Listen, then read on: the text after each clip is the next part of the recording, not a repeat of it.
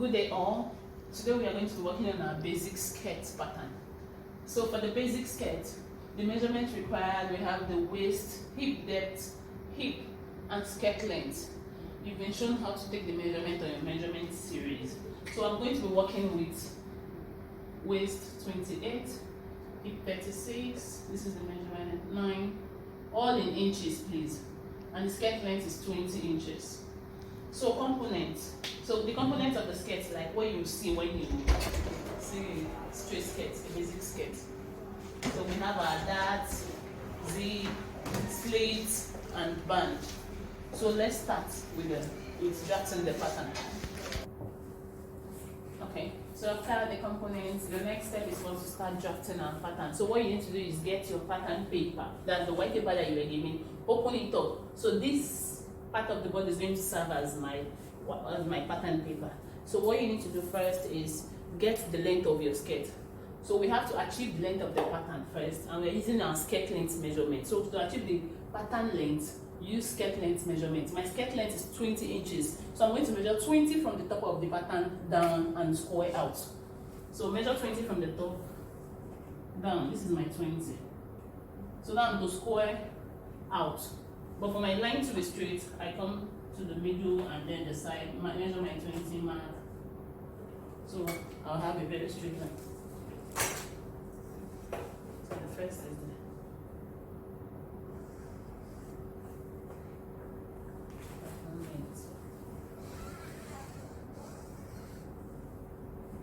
So this is the length. Next step is for us to get the width of the pattern. To get the width of the pattern, you have to check for the measurement first. How do I get the width of the pattern? Use the larger measurement between waist and hip. Between the waist and the hip. There are some people, their waist is bigger than their hip. So for such clients, you use the waist measurement. But if the hip is bigger, this is supposed to be the hip depth, 9 inches, and then the hip is 36 inches. The hip depth is the length from waist to hip. Why the hip depth is the circumference of the hip is the circumference of the hip depth. So the measurement you need to check is between waist and hip, which is bigger. So if you check my measurement now, waist is 28, hip is 36. So I'm going to be using half of the bigger measurement between waist and hip. So the hip is 36, half of 36 is 18 inches. So we're using 18. We're using half of the hip because the hip is bigger. So to get the pattern width, half of the larger measurement between waist and hip, which we are using 18 inches. So I'm using 18 inches plus 1 inch for seam allowance. Let me take that again. The pattern width is half of the bigger measurement between waist and hip. That's half of it. My hip is 36, half of it is 18 inches. So whichever measurement is bigger, use half of it and add 1 inch for seam allowance. So I have 18 inches here, plus 1 inch for seam allowance, that will be 19. So for the pattern width, it's 19 inches. So I'm measuring 19 from the side. Remember the length went this way, so the width will go to the side. 19 inches. And mark. So I'm to square down, but for me to have a very straight line, I'll come here and mark the same 19. So all I need to do is join the dots together. 19 inches.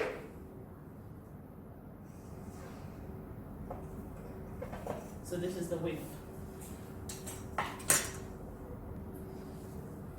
Next is to divide the pattern width into 2. You divide it by 2, get the midpoint and square down. The pattern width is 19 inches, that's half of hip plus 1 inch. So I have 19. 19 divided by 2. So 19 divided by 2 give us 9.5. So I'm dividing the pattern width. So I'll come from the side, measure your 9.5 mark.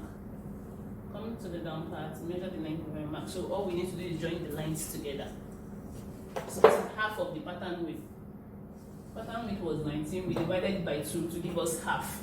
So after dividing, this is center front and center back. This is the edge of my pattern paper. The next step is to mark our hip depth. The hip depth is 9. Hip depth is the length from waist to hip. So the hip depth is 9. We are marking the 9 from up downwards. To mark the hip depth, 9 inches, and after marking 9 inches, you square out. So I'll come to the side, mark the same 9 inches. So that my lines will be straight. All I need to do is join the dots together. So this is the hip depth.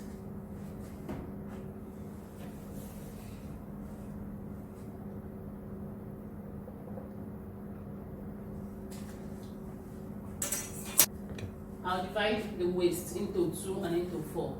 28 divided by 2, we have 14. So this is half of it, and then quarter of it. So 14 divided by 2, we have 7. So this is quarter of 28. We don't divide the length, that's hip depth and skirt length. The hip, we do 36, then the half 18, and the quarter is 9 inches. So this is our center front and center back. Next, mark quarter waist measurements at the top of center front. This CF means center front. CF, center front. CB, center back. So whenever you see CF and CB, know that. So at the top of center front, mark quarter waist. So I'll come from the side. Quarter waist is 7 inches and mark 7 inches. Remember when we got our pattern width, we added 1 inch for seam allowance. So the fact that we've divided the pattern width into 2, automatically we've divided the seam allowance into 2. So now we have 0.5 here for seam allowance, 0.5 here for seam allowance. So after marking the quarter waist, which is 7 inches, we mark seam allowance, which is 0.5 inch beside it. Next, on the hip depth line, this is the hip depth line. Mark quarter hip. So from center, this is the center front line, I'll come mark my quarter hip, which is 9 inches. And then seam allowance 0.5. From the 9 inch 0.5, it will fall on this midline. Note, after getting your width and then marking your quarter hip, if your seam allowance is, if it's more than 0.5, that means the pattern is wrong. But if after marking your quarter hip on the hip depth line, and then when you take your measurement, you have 0.5, that means you're on the right track. So I have quarter hip 9 inches, then 0.5 seam allowance. So because it's a straight basic skirt, whatever measurement we have on the hip depth, the quarter hip, we'll bring it to the skirt length and mark, because the skirt is going straight down. So I'll come here and mark my 9 inches, and then 0.5 for seam allowance. This is it. Next, using straight ruler, connect waist to, using French curve, please. Connect waist to hip. So this is the French curve. Watch how I place it. This is the measurement waist to hip. You place your curve like this for center front. You have to place it. So for you to know where to place it, there are some measurements that will be curvier. You have to take it, or so it depends. All you need to do is learn how to place it in a way that it sits perfectly. This is the waist to hip. After marking the measurements, move to the seam allowance and mark using same French curve. This is it. Next, connect hip depth to skirt length using straight ruler, because it's a straight skirt. This is it. Straight ruler.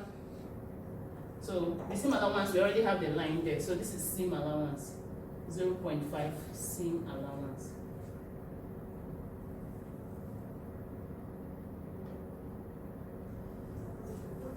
So now we move to the back. We're done with the front, we move to the back.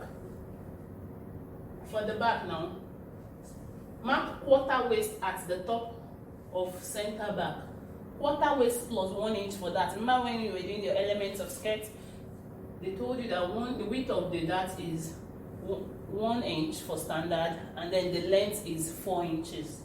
So we're going to add that 1 inch to our quarter waist for center back. Quarter waist is 7 inches. You add 1 inch for that, making it 8 inches. So the measurement is going from the right inward, 8 inches, and then we'll mark. And then next you mark your 0.5 seam allowance. On the hip depth line, mark quarter hip measurement. Quarter hip. This is the center back line. So from center back we'll go. Quarter hip is 9 inches. Seam allowance is 0.5. So be sure that they are equal. Come to the skirt length, repeat same quarter hip measurement. Just as what we did for the front, 0.5 seam allowance. Using your French curve, if you watch now, this is We placed our French curve like this for center front, connecting waist to hip. Now for center back, you flip the curve. That's how you place your curve. And if you watch, my curve is not going to be as curvy as the front because of the dart. Remember the center front waist, it was quarter waist.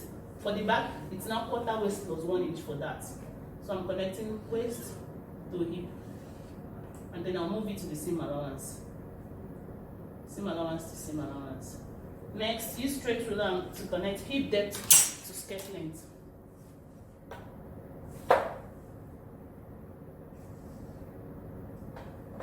So this is the 0.5 seam allowance for center back.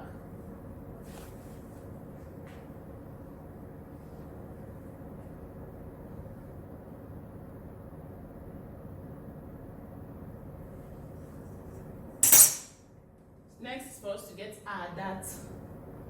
Remember we added 1 inch to the waist when we were. So what we have here is 8. Get the midpoint of the dart, of the quarter of the back waist. Get the midpoint. We have 8 inches here, so the midpoint is 4 inches.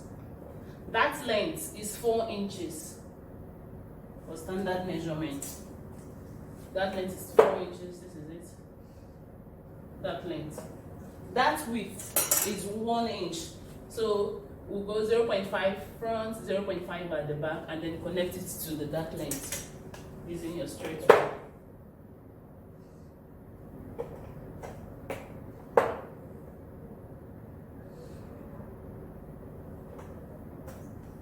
So this is the dart.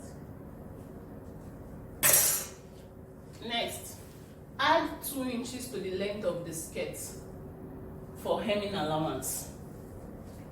So add 2 inches to the length of the skirt like this for hemming allowance. And then I'll join all my points together using my straight ruler.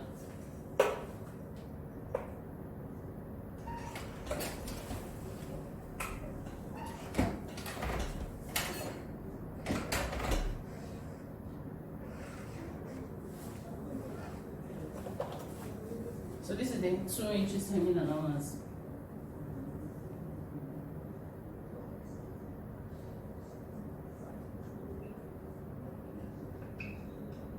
So after adding your 2 inches, drop your lines straight down.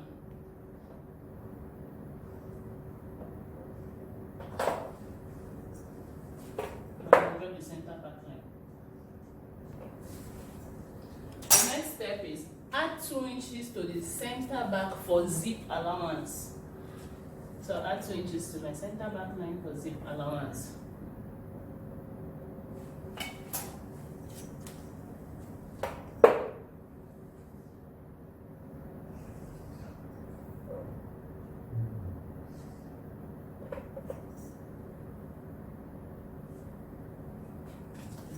Then I'll connect all my lengths. So I'm bringing out my legs to the zip allowance. So we have 2 inches zip allowance.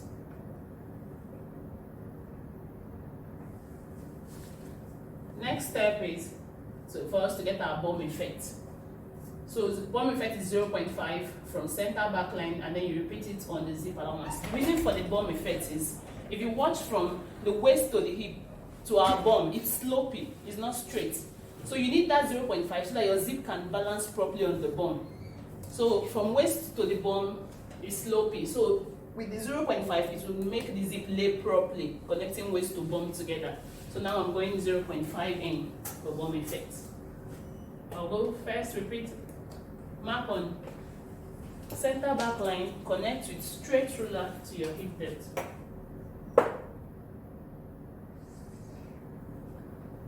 So repeat the same measurement on the zip allowance. 0.5 for bum effect. 0.5 is for standard. And then connect with straight ruler to the hip depth line. So putting your hands up. So this is it. 0.5 bum effect.